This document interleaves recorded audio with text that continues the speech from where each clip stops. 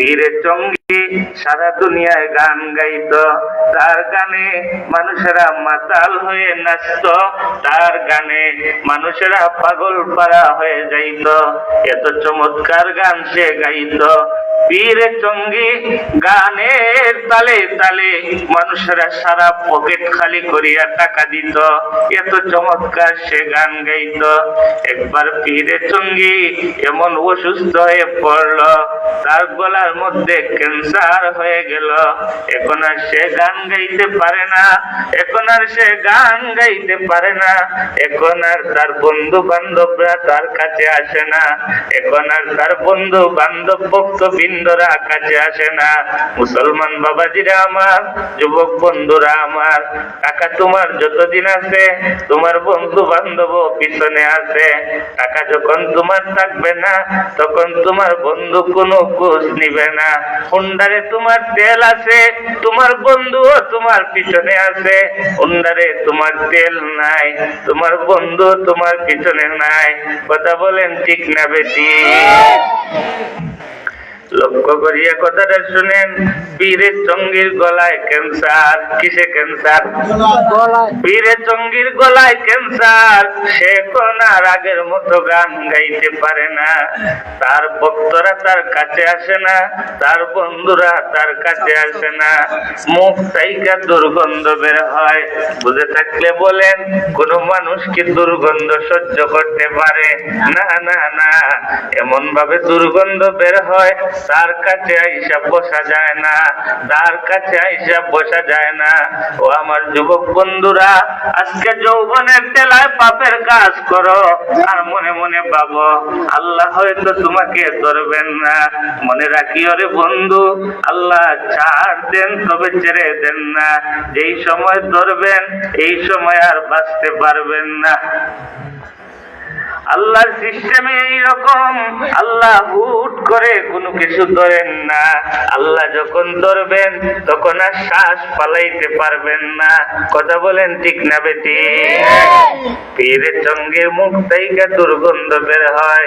এখন আর তার কাছে কেউ আসে না, তার বন্ধুরা তার খবর নেয় না, তার নিকটে কেউ আসে না। দুনিয়ার সবাই তাকে ভুলিয়া গেল। তার বাড়িতে এখন আর আটকা জমে না, গানের জন্য এখন আর তাকে কেউ দাওয়াত দেয় না। পীরে চঙ্গি বাড়িতে যখন একা একা থাকে, পীরে চঙ্গির স্ত্রী ছিল একজন। স্ত্রী আর এই যন্ত্রণা সহ্য করতে পারে না।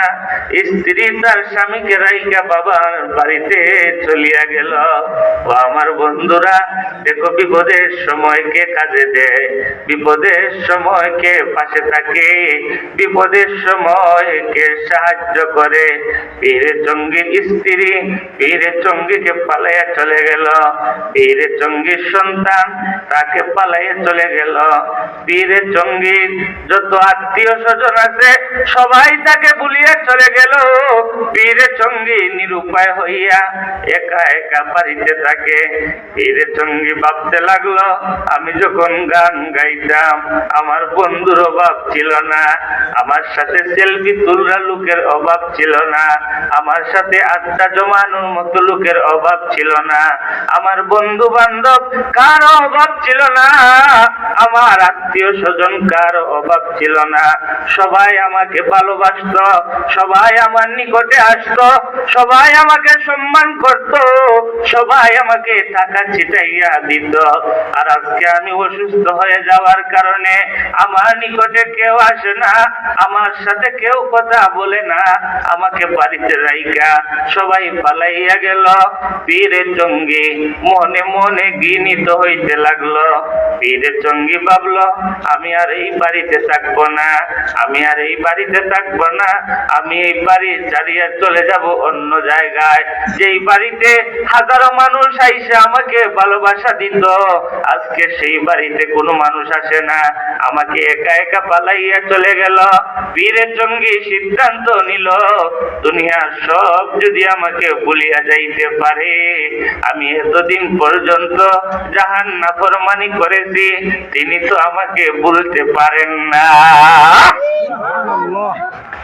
আমি যদিও এতদিন পর্যন্ত তাহার নাফরমানি করেছি, তাহার দেওয়া কণ্ঠ দিয়ে আমি গান গাইছি, তাহার দেওয়া কণ্ঠ দিয়ে আমি নাফরমানি করেছি, যদিও আমি তাহাকে বলিয়া এরূপ করেছি, তিনি তো আমাকে বলতে পারেন না।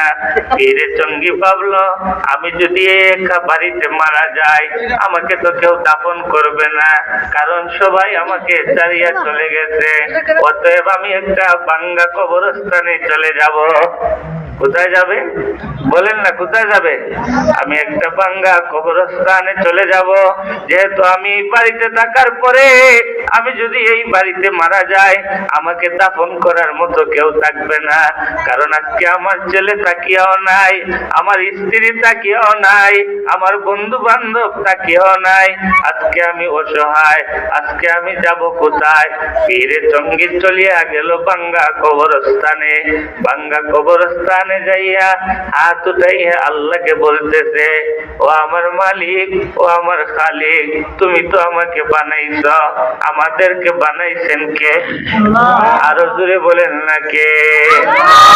আরো জোরে চিৎকার করে বলেন কে?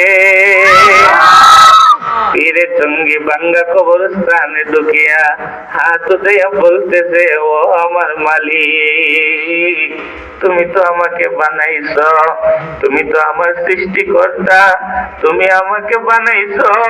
এতদিন যাবত আমি তোমার নাফরমানি করেছি, আমি তোমার গোলামি করি নাই। আজকে তুমি আমাকে এমন অসুস্থতা দিলা, আজকে তুমি আমাকে এমন অসুস্থতা দিলা, যেই অসুস্থতার কারণে আমার বন্ধু বান্ধব সবাই আমাকে রাইখা চলে গেল, আমার পরিবার পরিজন আমাকে পালাইয়া চলে গেল।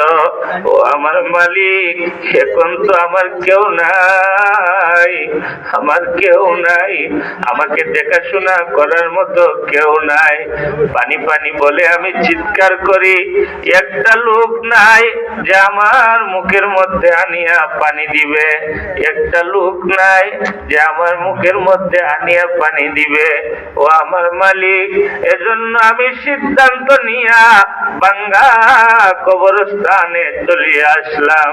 ও আমার মৌলা, ও আমার মালিক, আজকে আমি যেই কবরস্থানের মধ্যে আছি, তুমি যদি আমাকে মাফ না করো, আমি এই কবর থেকে বের হব না, কারণ আমার তো কেউ নাই।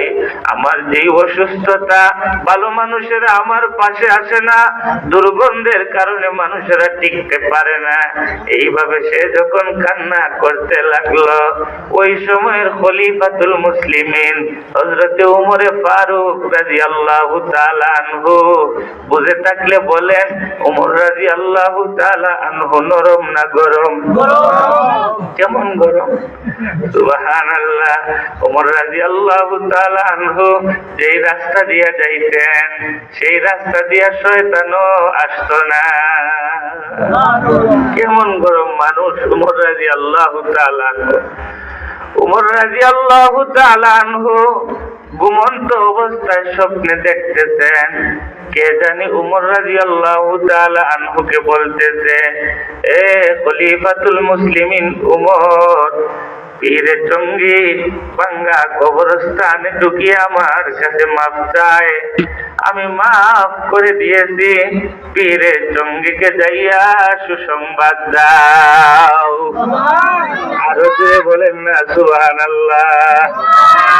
পীরে চঙ্গি যদিও নাফরমানি করেছে, কিন্তু এমন ভাবে চোখের পানি পালাইয়া আল্লাহর দরবারে তওবা করেছে, এমন ভাবে চোখের পানি পালাইয়া আল্লাহর দরবারে তওবা করেছে, আল্লাহ তার তওবারে কবুল করে নিয়েছেন। পরের দিন সকালবেলা উমর রাদিয়াল্লাহু তাআলা আনহু ওই ভাঙ্গা কবরস্থানের নিচে উপস্থিত, দেখেন একটা লোক মুর্দার মতো শুয়ে আছে। উমর রাদিয়াল্লাহু তাআলা আনহু যাইয়া বলেন, এ পীরে চঙ্গি, এই কবরস্থানের মধ্যে কেন কাঁদতেছ? পীরে চঙ্গি বলে, ওগো খলিফাতুল মুসলিমিন, গান গাইতে গাইতে জীবনটা বরবাদ করে দিয়েছি। আজকে আমার গলায় ক্যান্সার, কেউ আমার পাশে আসে না, নিরুপায় হইয়া ভাঙ্গা কবরে ঢুকছি। যদি হায়াত থাকে বের হব সুস্থ হয়ে, আর যদি হায়াত না থাকে মৃত্যুবরণ করব কবরে, কারণ আজকে আমাকে দাফন করার মতো কেউ নাই। আমার গানে হাজারো হাজার মানুষ জমত, আমার গানে হাজারো হাজার মানুষ জমত। ও মুসলমান বাবাজিরা আমার, ধন দৌলত আর গৌরব মানুষের সারা জীবন থাকে না। কথা বলেন ঠিক না বেটি?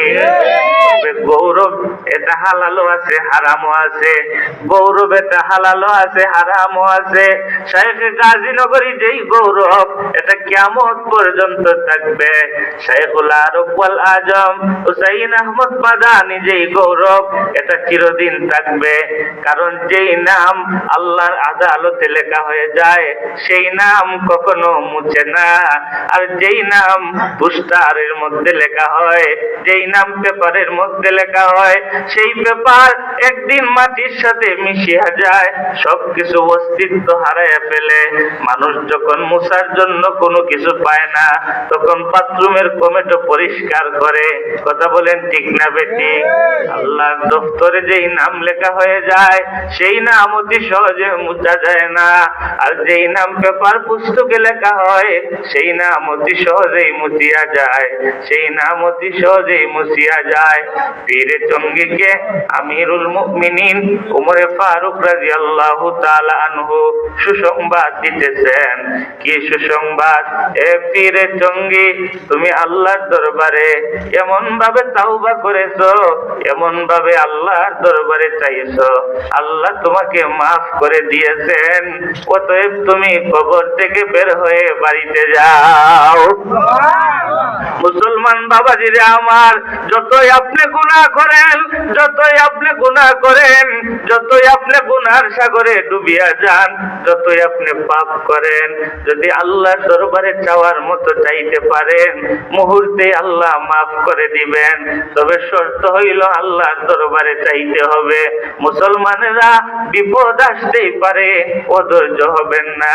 বিপদ আসতেই পারে, অধৈর্য হবেন না। জমিন চাষ করছেন, আল্লাহ নিয়েই যাইতে পারেন, তবে অধৈর্য হবেন না। আমাদেরকে রিজিক দেওয়ার মালিক কে? আরো জোরে বলেন না কে?